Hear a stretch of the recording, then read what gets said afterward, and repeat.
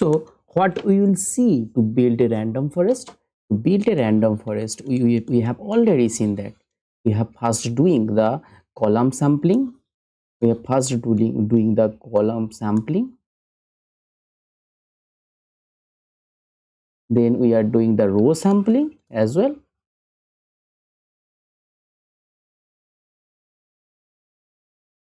And we are then, after sampling, we are aggregating our base models. We are aggregating our base models to build a random forest. These tricks we are used to build a random forest. And also you have to remember that the base learners for a random forest is the regular decision tree. The regular decision tree is simple. The base learners for a random forest. Okay. Now what is the main difference of the extreme decision tree? What is the advantage of it? So the extreme decision tree,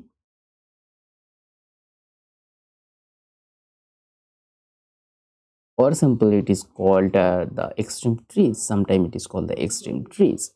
So in extreme trees, the main advantage is here we are reduces the variances is much more than the regular random forest. So suppose let's take we have a suppose let's take our one base learner is suppose let's take a mine. This is a one base learners.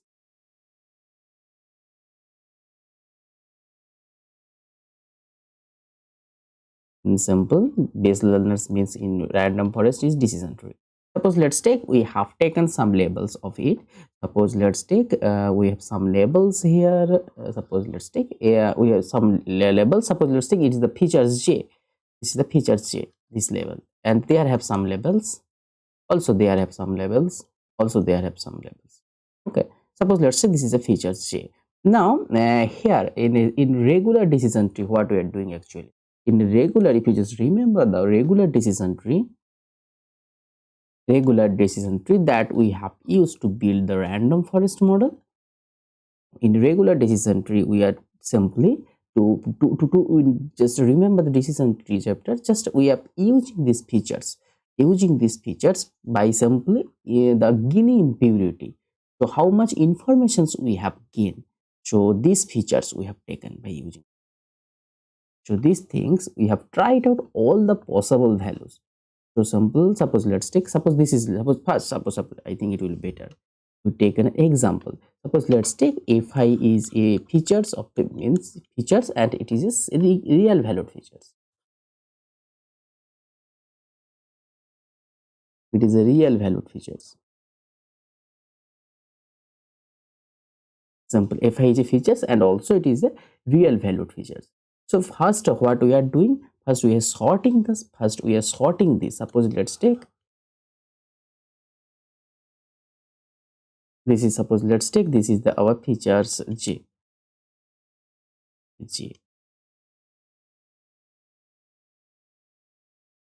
Suppose let's take it value is 1 2.2 2.5 3 3.9. Means first of what, first we are sorting the our features j. First we have to do to find this next level. So after this level you have to find this level. So how to find this level, which levels we have to enter here? First for a fj, first we have to sort this fj corresponding to these values, and we are checking the threshold value by simple using we are checking a threshold value. Suppose we have checking here some threshold value tau. Here also we have checking the some threshold value tau, and all the value we are using to, to find the threshold value. What will be actual the threshold value? By example, when we have just I request you please go to the random decision tree chapters, then easily we can see. So the maximum informations gain, the maximum gain impurity is it take this value of a threshold value, the maximum value, the maximum impurity value. Okay.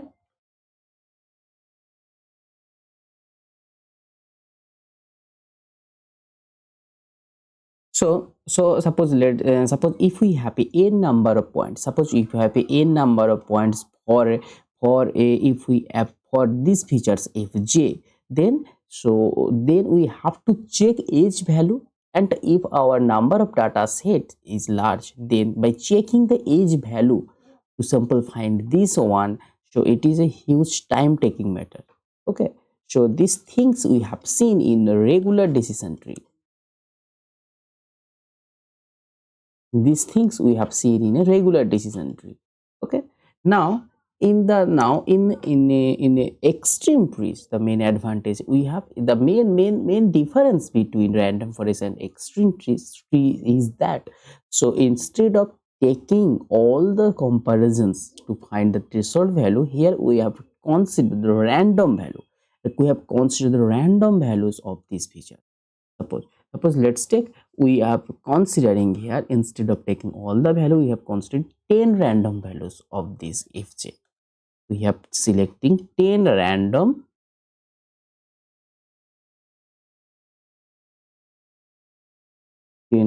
values of this fj. We have taken this 10 random value of this fj. Okay.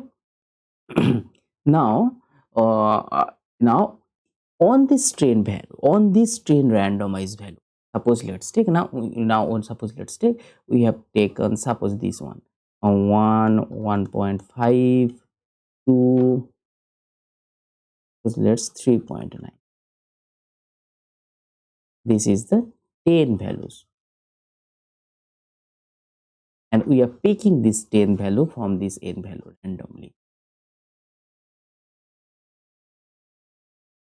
randomly selected 10 values from this. And now the applying the same thing on this 10 value to choose our best result, instead of checking all the values, we here the main difference is, instead of checking all the values to find the threshold value, so we have randomly chosen 10 points or something as we have to consider. So instead of on these random values, we have to check its threshold value. What will be the tau, what will be the tau. So on these 10 random values, we have choose the threshold. Okay, so this is the main concept of the extreme trees. So here actually in extreme trees, what actually doing, in extreme trees we are actually doing, and try out, we are try out here, we are try out a random samples,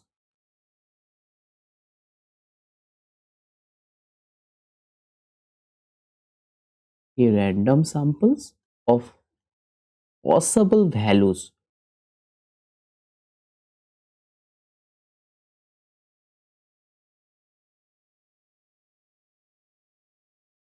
to determine the best threshold value in tau. So try out a random sample. This is the, here we have try out the random samples, but here we are actually try out the all the possible values. But here we are try out for a regular decision tree, try out all the possible values,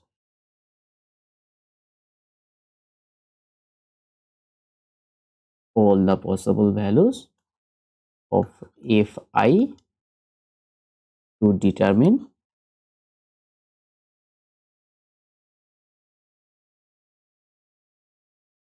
tau. This is the main difference. In regular decision tree, we are using all the possible values, but in extreme decision tree, we are using a set of random values, among all these decisions. So here we are, the advantages, we have reduced our variances, as well we have reduced our time complexity. This is the main advantage.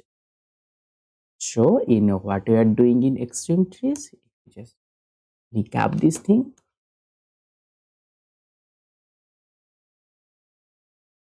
In extreme trees, what we are doing, In extreme trees, we are doing the same thing, column sampling first,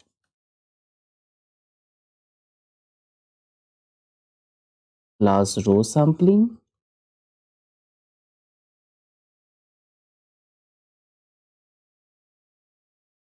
plus aggregation. Okay, these things we have doing, and as else also the extra thing that we have doing here, randomized or selection the tau value. Randomized, we have using the randomization technique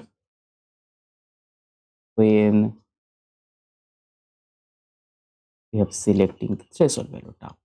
Okay, this is the main added features, this is the main added features of extreme trees, and these things as similar for regular random forest,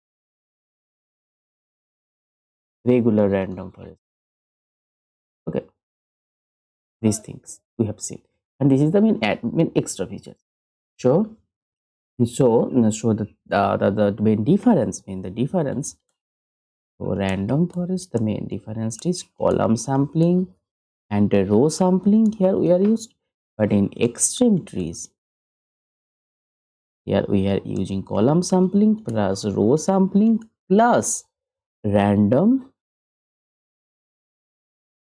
randomizations to select the tau, randomization to select the tau.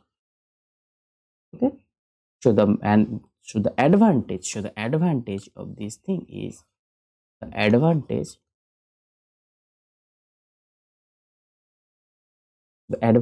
is, so here we are reduced, variances better than random forest. Okay, we are reduced variances that is better than random forest. This is the main advantage of the extreme tree. And also we have also increased some amount of biases, increase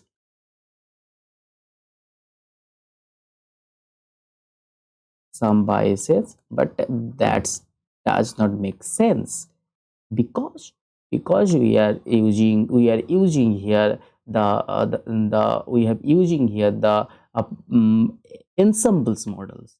Automatically it reduces the variances, and for extreme trees it is better reduced the variances. Okay, I think the concept of this word extreme randomized tree is clear, how it is the main difference between the regular random forest, and what is the main difference, how these things is actually implemented to build a better model. Okay, and this the if you search it on xklearn package in pythons, this package is already inbuilt in xklearn. Okay, I think if you're just interested, please google it, you can easily find this package.